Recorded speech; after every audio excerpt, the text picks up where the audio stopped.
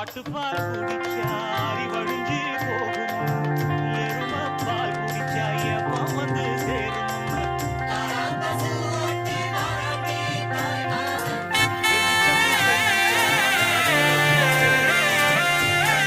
கண்ணுக்குள்ள எவட்டா மூச்சு சீரிக்குது, நெஞ்சுக்குள்ள அது குட்டிர கறி இருக்குது.